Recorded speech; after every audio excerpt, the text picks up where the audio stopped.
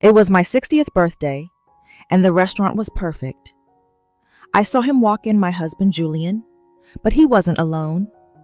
He was flanked by a woman my age and 3 adult children, all looking nervously expectant. My heart didn't break. It turned to ice.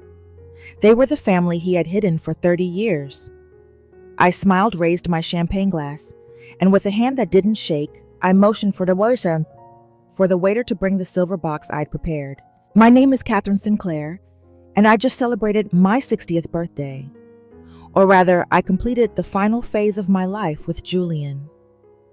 I live in a beautiful historic home in Charleston, South Carolina, where I've spent the last 3 decades running a successful antique and appraisal business. I'm known in my community for my meticulous eye, my sharp business sense, and my impeccable composure. I'm a woman who values truth, integrity, and dignity above all else. Julian Thorne. My husband is 62. He is a charming, successful corporate lawyer, or at least that was the persona he maintained. We were by all outside measures the golden couple. We built our lives around appearances, traveling, hosting elegant dinners, and maintaining the flawless facade of a perfect Southern marriage. We have one daughter, Clara, who is 35 and works as a curator in New York. The woman he brought into the restaurant was Sylvia. The adult children were his 2 sons and a daughter, all older than my Clara. The sheer audacity of his timing on my milestone birthday in front of friends was a deliberate, shocking act of destruction. But Julian didn't know the most important thing about me. I am a woman who always plans for contingencies, and I was holding the ultimate trump card. My unwavering composure is not a natural gift. It is a meticulously constructed defense mechanism forged in the crucible of my youth. My father, a man of mercurial temperament, ran our household through explosive, unpredictable rages. As a child, I learned that the only way to survive chaos was to embody absolute stillness. If I maintained a neutral face, a calm voice, and didn't move, I became invisible, escaping his wrath. This ingrained habit means that in moments of extreme emotional duress, I don't collapse. I become clinically focused and incredibly calm. This is why when Julian walked in with his secret family, my heart froze, but my hands did not shake. My physical reaction was one of immediate total control. My body straightened in my chair, and I felt a chill, a deep internal preparation for war. My eyes absorbed every detail, the nervous defiance in Julian's posture, the weary resentment in Sylvia's eyes, and the confused entitlement in the faces of the 3 adult children. My greatest fear has always been betrayal, the sudden, brutal ripping away of the foundation you stand on. Julian's double life wasn't just infidelity. It was a 30-year lie that reduced our entire marriage, our history, and my trust to a performance. It was a complete invalidation of my reality. However, instead of the familiar paralysis of fear, this moment brought forth a searing clarity. The anger wasn't a hot burst. It was a cold, pure distillation of insult. It was the anger of a woman who had invested her life, her love, and her considerable intelligence into a facade that was carelessly exposed on her day. My voice, even internally, was razor sharp. He chose to make my milestone the stage for his decades-long deceit. This timing transformed the betrayal from a private tragedy into a public declaration of disrespect. And because he chose to make it public, he inadvertently gave me the power of the audience. The meticulous planner in me, the antique dealer who always knows the true value of an object, immediately began calculating the price he would pay for this reckless valuation of my dignity. The meticulous facade of our life, the one Julian destroyed on my birthday, had already been cracked months before. The truth didn't explode. It seeped in slowly like water damage behind an elegant wall. Our relationship was characterized by a comfortable, predictable routine. Julian was the globe-trotting corporate lawyer. I was the successful, grounded businesswoman.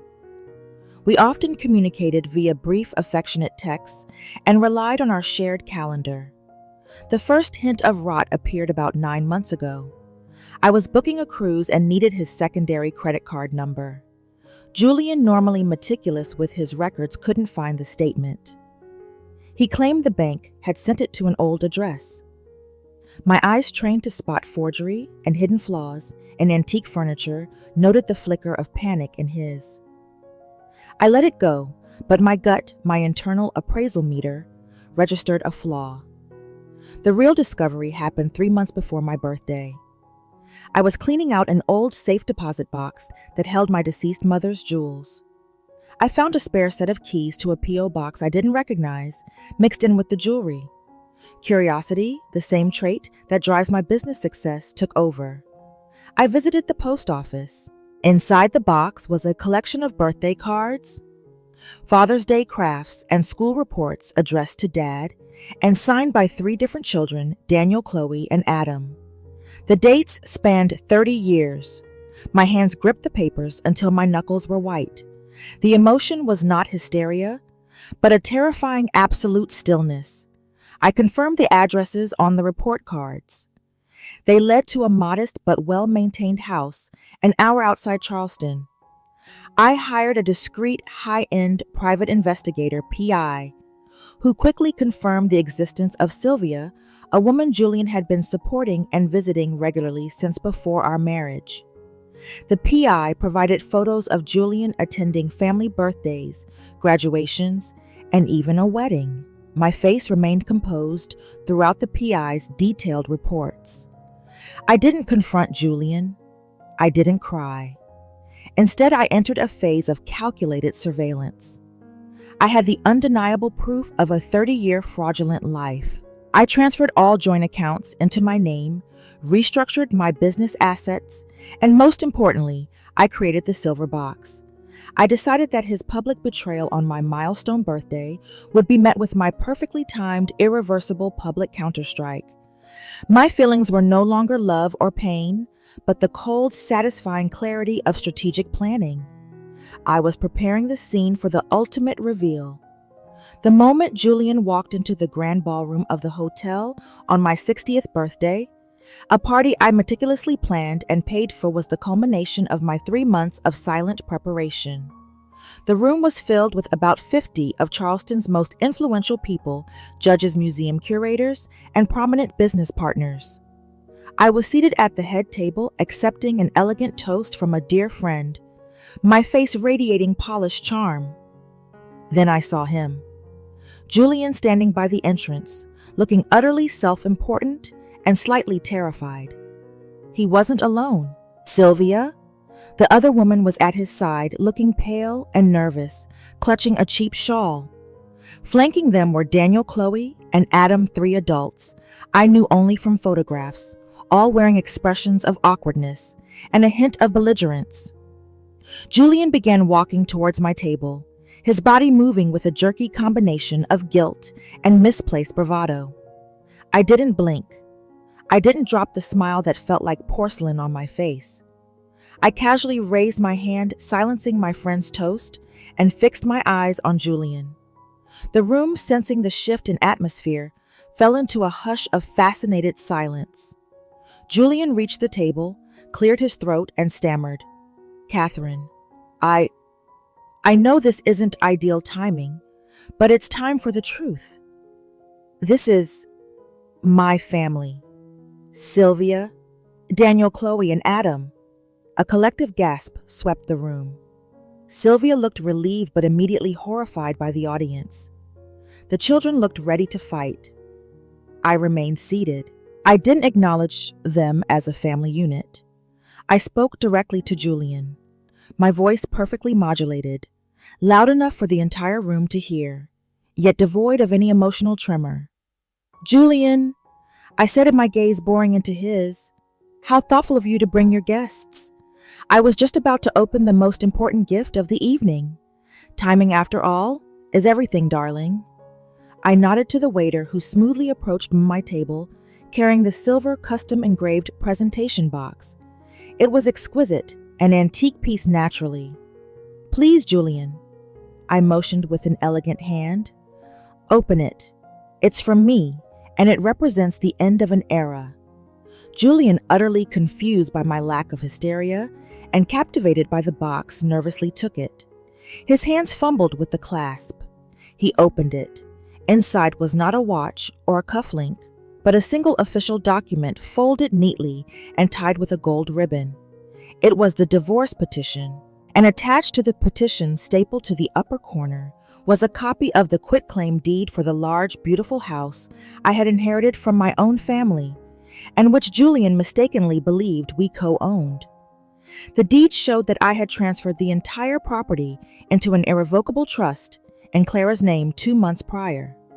The document was dated 1 day after my private investigator delivered his final report. Julian's face went from confused relief to utter ashen shock. His eyes darted wildly from the document to my face. The realization that he had walked into a legal trap set specifically for this moment hit him hard. He wasn't introducing his family. He was signing away his life. My emotion was a cold, pure vindication. The silence in the room was absolute. Julian's stunned silence was the cue for my final controlled performance. He stood there holding the silver box containing the divorce papers and the realization that his leverage the house was gone. His hands were shaking violently now, a stark contrast to my own steady composure. "Julian," I said, my voice cutting through the heavy silence of the ballroom. "I see you've read the invitation. Consider this evening the official notice." I then turned my gaze slowly to Sylvia and her children, who looked bewildered, realizing they had been brought here not for acceptance, but for a spectacle. "And to you," I addressed Sylvia directly without malice, "I offer my deepest, most sincere pity. He lied to you too, promising you a future that was always legally tied to me." Then I focused on the 3 adult children. They were the ones Julian had hoped would gain sympathy. "I understand your confusion. You are wondering why your father chose my 60th birthday to acknowledge your existence." I paused, letting the cruelty of Julian's timing sink in. "The truth is," I continued, "Julian planned to use this public gathering as leverage, hoping the embarrassment would force me to settle quietly and generously. He intended to claim half of my assets. He failed to account for 2 critical facts." I signaled my lawyer, Mr. Hastings, who was seated discreetly at a nearby table. He rose and approached the head table, carrying a large binder. "Fact 1, financial accountability. For the past 30 years," I announced, taking a sip of water, "Julian has maintained a secret household, diverting significant income from our joint resources. Thanks to the meticulous work of my private investigator," I nodded towards the PI, who was also present. "We have documented every wire transfer, every utility bill, and every college tuition payment he made on behalf of his other family." Mr. Hastings placed the binder on the table, displaying a neatly organized financial ledger. "This detailed accounting," I explained, "will be submitted to the court, ensuring that the division of our assets reflects the millions he fraudulently diverted. He will not be divorcing a generous wife. He will be repaying a corporate partner for embezzlement." Julian's face was now crimson, his body slightly hunched, as if expecting a physical blow. "Fact 2, the company shares." This was the final nail. I leaned forward slightly, my eyes glinting. "Julian, you forget that I built the antique and appraisal business that has subsidized your expensive double life. I sold 49% of my company, Catherine Sinclair Appraisals, last month to a large investment firm. I used the proceeds to fully pay off all debts associated with the company and to secure my future. The remaining 51% of the company is now held in a private irrevocable trust. This means the court cannot touch the company's valuation, and you cannot claim any share of its future income." Julian let out a choked sound, a mix of denial and defeated rage. He lunged forward slightly, his hands reaching for the papers. "You snake. You planned this." I simply met his horrified gaze. "No, Julian. I planned my freedom. You provided the trigger. Now please." I motioned calmly towards the exit. "The party is far from over. I suggest you and your guests leave the premises immediately.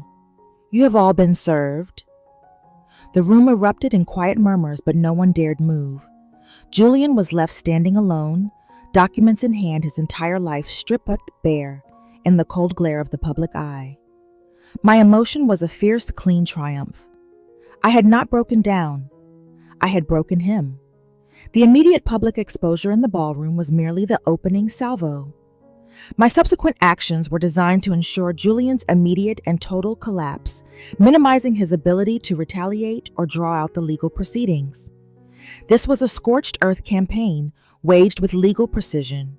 The morning after the birthday debacle, I didn't hide. I released a formal, carefully worded statement through my company's PR firm. The statement didn't mention the mistress or the children, focusing only on the financial aspect. Catherine Sinclair Appraisals regretfully announces the dissolution of Mrs. Sinclair's marriage to Julian Thorne due to documented instances of significant financial misrepresentation and the fraudulent diversion of marital assets over a 3-decade period. Mrs. Sinclair has taken necessary legal steps, including the appointment of an external forensic accounting team, to ensure the full recovery of all funds owed to her and the business. This action is critical to protecting the firm's integrity and value for our recent investors. This announcement achieved 2 things. It framed the divorce as a corporate financial crime, not a personal drama, and it immediately damaged Julian's professional reputation. As a corporate lawyer, his integrity was his currency. Now he was labeled a financial fraudster. The shame of his deceit instantly rippled through Charleston's elite legal circles. My hand signed the release form with a feeling of absolute necessary ruthlessness. My first priority was Clara. I had informed her about the double life weeks before presenting the PI's evidence, calmly and factually. She was understandably devastated, but also immensely proud of my composure. The day after the party, I flew to New York and brought Clara back to Charleston. I ensured she was fully briefed on the trust established for the house and the company's protection. Crucially, I had Clara's lawyer send a letter to Julian demanding that he immediately cease any attempt to contact Clara, seeking financial support or sympathy, citing emotional manipulation. I wanted to prevent Julian from using his own daughter as a pawn. The solidarity with Clara gave me a renewed sense of purpose. Mr. Hastings moved immediately to freeze Julian's personal corporate accounts, arguing that the documented history of asset diversion suggested a risk of continued fraudulent transfer. The forensic team then began their detailed review. This was the most crucial action. By treating the separation as a business liquidation rather than a messy divorce, I could leverage financial law to my advantage. I learned that Julian had been using a shell company disguised as a consulting fee to funnel money to Sylvia. This confirmed my initial analysis. His actions weren't just infidelity, they were systematic financial fraud. My gaze was cold as I reviewed the spreadsheets. There was no room for sentimental forgiveness. Every action I took was calculated to ensure that Julian Thorne would walk away with only the minimum required by law and an enormous bill for his crimes. Julian and Sylvia, cornered and publicly disgraced, attempted a feeble, predictable counterattack. They had no financial leverage, so they resorted to emotional manipulation and character assassination through the press. Julian's newly hired low-tier lawyer attempted to spin the story for the local press, who were already circling like vultures. They painted me, Catherine, as a cold, calculating woman who had engineered a cruel public ambush against her loving husband. Sylvia was presented as the genuine, long-suffering partner, and the children as innocent victims suddenly cut off from their primary financial support. They argued that my transfer of the house and the company's shares was done out of malice and was an overreaction to a common human failing infidelity. Their goal was to sway public opinion and convince a judge that my composure was evidence of a lack of humanity, making me appear unstable or vindictive. I watched a snippet of Julian's tearful television interview. His face was a mask of wounded dignity. I only wanted my children recognized. He choked out, conveniently ignoring the 30 years of secrecy and the fraudulent transfers. My emotion was not anger, but a weary amusement. He was trying to act his way out of a legal hole. Julian's legal team immediately filed a motion to invalidate the transfer of the house into Clara's trust, arguing that I lacked the mental capacity or acted under duress after discovering the infidelity. They claimed the quitclaim deed was an act of financial vandalism orchestrated to spite him. However, they failed to anticipate my level of documentation. My lawyer, Mr. Hastings, presented evidence that the trust was drafted and signed by me 2 months before the birthday party, immediately after the PI confirmed the facts. The documentation included a detailed psychological evaluation confirming my absolute mental clarity during the period of asset transfer. Mrs. Sinclair was not distraught, Your Honor. Mr. Hastings stated in court, she was simply planning for a known contingency, as any astute business person would. Her actions demonstrate impeccable financial foresight, not emotional instability. The judge dismissed Julian's motion to invalidate the trust. The sheer weight of my methodical preparation crushed their emotional plea. Julian's body slumped in defeat. He realized his secret family had no legal standing. His corporate reputation was ruined, and his primary source of equity, the house, was forever gone. Their counterattack was not a setback, but a final confirmation that they prioritized narrative over reality. The court's dismissal of Julian's motions marked the end of the legal war. The subsequent resolution was swift, brutal, and utterly final. Faced with the forensic audit proving financial fraud and the failure to recover the house, Julian's lawyer advised him to accept a settlement. Julian was forced to agree to a dissolution of the marriage that was heavily skewed in my favor. The final terms were simple: 0 alimony. Given his financial misconduct, Julian received no spousal support. Repayment of diverted funds. Julian was ordered to liquidate a significant portion of his corporate retirement accounts to repay the millions I had documented him diverting over 30 years. Immediate eviction. He was given 30 days to vacate the house, which now belonged to Clara's trust. Full costs. Julian was ordered to pay all my legal and forensic accounting fees. My emotion during the signing of the final papers was not joy, but profound relief. It was the peace that comes from watching a slow, painful process finally conclude. My hand signed the documents with a steady confidence marking the end of my life as Mrs. Julian Thorne.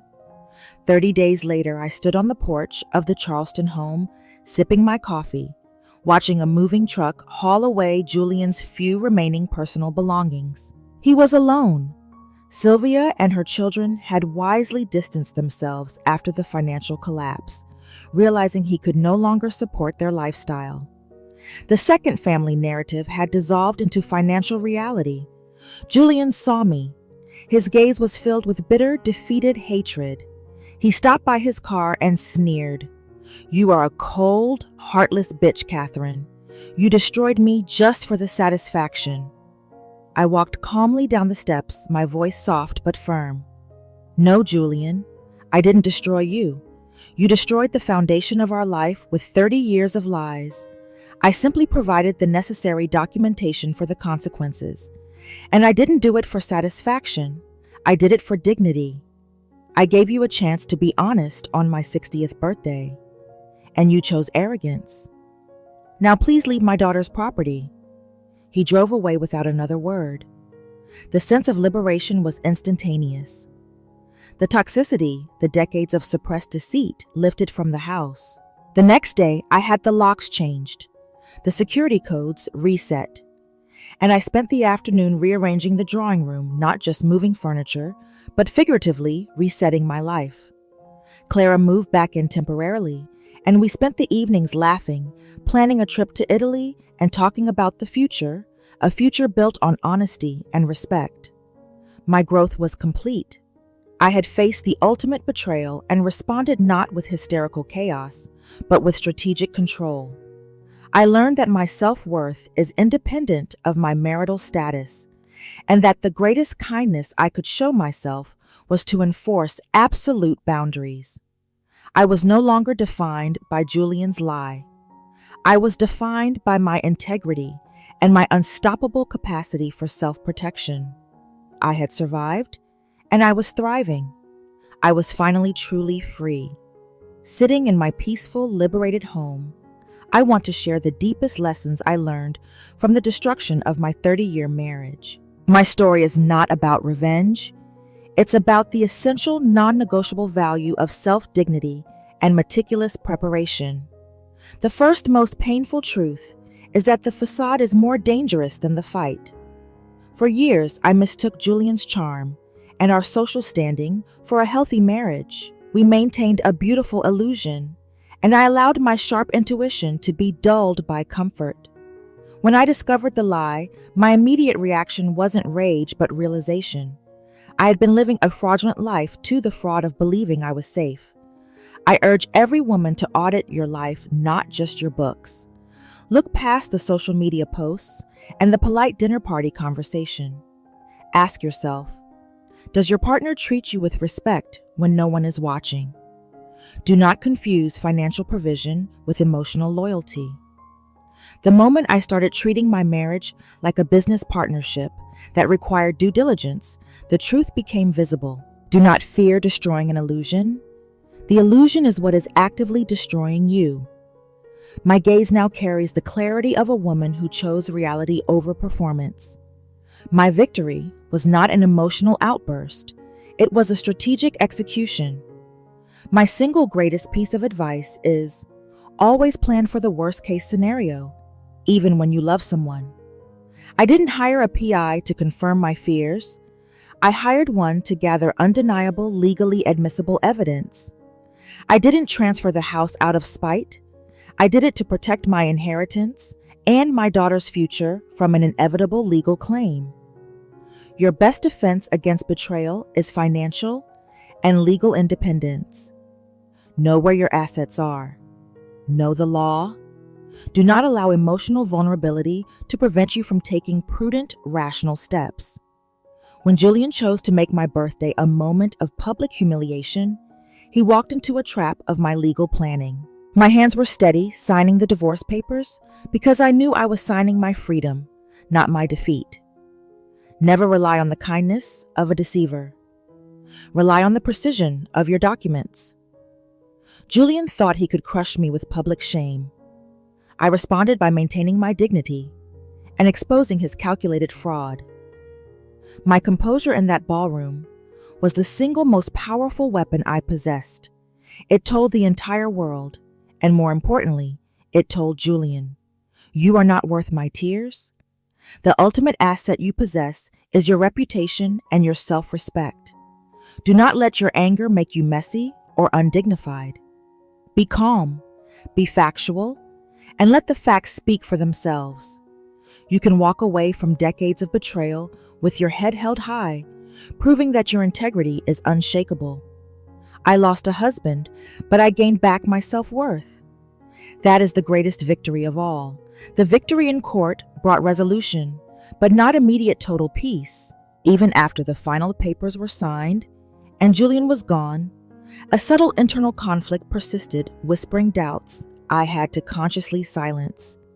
The most persistent doubt was rooted in my own ethics. Did I prioritize my vindication and dramatic timing over the possibility of a quieter, less destructive separation? Julian and his lawyer called my actions malicious. Was I perhaps as cold and calculating as they claimed? I had to return to the core facts. Julian intended to use my birthday, my public event, to humiliate me into a favorable financial settlement for him and his secret family. He chose the battlefield. Had I sought a quiet divorce months earlier, he likely would have hidden assets and drawn out the process for years. My public move was not just revenge. It was an act of necessary defense, a preemptive strike to secure my business and my daughter's inheritance. I concluded the public destruction, while painful, was essential to ensure the victory was absolute, and the fraud was permanently exposed. Another deep conflict was the grief over the wasted years. 30 years of my life, my focus, my emotional energy invested in a lie. I struggled with the guilt of having been so oblivious, so trusting. Catherine Sinclair, the appraiser who could spot a fake Chippendale cabinet from across a room, had failed to appraise my own husband. This forced me to reevaluate my relationship with my own intuition. I realized I had actively minimized the flaw I saw 9 months prior, because the comfort of the facade was easier than the brutal clarity of the truth. My internal conflict shifted from blaming Julian for the deceit to holding myself accountable for the complicity of silence. This acknowledgement was crucial to my ultimate growth. Despite my strength, there was a fleeting fear of the future. After 3 decades as Mrs. Julian Thorne, who was Catherine Sinclair alone, the fear of solitude of facing the world without that familiar, if flawed, partnership was real. However, every time that fear surfaced, I looked at the legal documents I had secured. I had protected my business and my home. The resolve was always stronger than the fear. I realized my identity was built on my competence, not on Julian's arm. The peace of mind I gained by removing the toxic deceit was worth far more than the comfort of a lie. The internal conflict ceased when I understood that the separation wasn't a loss. It was a profound gain of self. The greatest triumph of the divorce was not the financial settlement, but the profound emotional and philosophical growth I underwent. I didn't just survive the destruction. I emerged a more authentic, resilient version of Catherine Sinclair. I learned that I had prioritized the public appearance of a perfect marriage over the private accountability of a healthy one. My need for control and composure had ironically allowed Julian's chaos to flourish in the shadows. I realized true strength isn't about maintaining a facade. It's about tearing it down when it's rotten and building something real. My focus immediately shifted from fighting Julian to rebuilding my life with integrity. I decided to build a truly honest and open relationship with Clara, communicating transparently about finance and life decisions. We began planning the trip to Italy, turning the money Julian was forced to repay into an investment in our shared future and experiences. This was my new currency, genuine connection, not material pretense. My critical mistake, my character flaw, was enabling Julian's weakness. I had excused his emotional distance, covered for his financial carelessness, and allowed him to treat me as an ATM and a prop in his life. This behavior fueled his sense of entitlement and his incapability to be an honest man. The fix was the immediate, absolute enforcement of boundaries. I vowed never to allow myself to become financially or emotionally dependent on anyone else's integrity again. My security would be derived from my own competence, my own documentation, and my own clear-eyed view of reality. I am no longer defined by the title Mrs. Julian Thorne. I am defined by my strategic competence, my dignity, and my unshakable self-worth. I stood at 60, fully ready to embrace a future where I was the sole author of my own narrative. The final resolution was not the end of a war, but the beginning of my true life. The details of my story, the PI, the trust, the forensic audit, are merely the mechanics. The heart of my message, the part I want you to take away right now, is this: stop living in denial. It is easy to look at Julian and feel anger, but I urge you to look closer to home. Are you allowing a subtle form of deceit or disrespect to continue because you fear the fallout? Are you prioritizing the comfort of the status quo over the difficult yet necessary truth? My most powerful action wasn't giving Julian the divorce papers. It was the quiet, methodical planning before that moment. It was choosing to believe the evidence, not the illusion. Secure your assets. Do you know exactly where every dollar is? Do you have copies of every financial document? If not, start now. Don't wait for a suspicious moment. Preparation is protection. Define your boundary. What is the one non-negotiable line you have allowed to be crossed? Draw that line firmly in the sand today and prepare the documentation necessary to defend it. Remove the shame of silence. My final most powerful action was standing up for the truth, even when it meant enduring public scrutiny. Truth, even when it's ugly, is always the most dignified path. Do not be the woman who is financially or emotionally surprised by betrayal. Be the woman who is prepared. You are your own best defense. So that is how I celebrated my 60th birthday, by gifting my husband a divorce and reclaiming the dignity that 30 years of his lies had tried to steal. The silver box wasn't just a container for papers. It was a symbol of my liberation and the meticulous planning that paved the way for my new honest life. If my story, the journey from devastating discovery to methodical legal victory, has spoken to you, perhaps stirring something in your own carefully constructed life, please hit the like button and share this video with a friend who might need the courage to look behind the facade. It takes immense strength to confront a lie built over decades. But I promise you, the peace you find on the other side of that confrontation is worth every difficult step. I want to hear from you. Comment below and tell me, what is the most important boundary you are ready to draw today? What specific action are you taking to secure your financial independence? I'll be reading your stories and offering my thoughts. And finally, subscribe to my channel. This is Catherine Sinclair, and this is the story of my life reclaimed. Join me next time as I discuss how I handle the inevitable social fallout in Charleston and the surprising business ventures Claire and I are planning next. Thank you for watching, and remember, plan for the worst, and you will always win the best.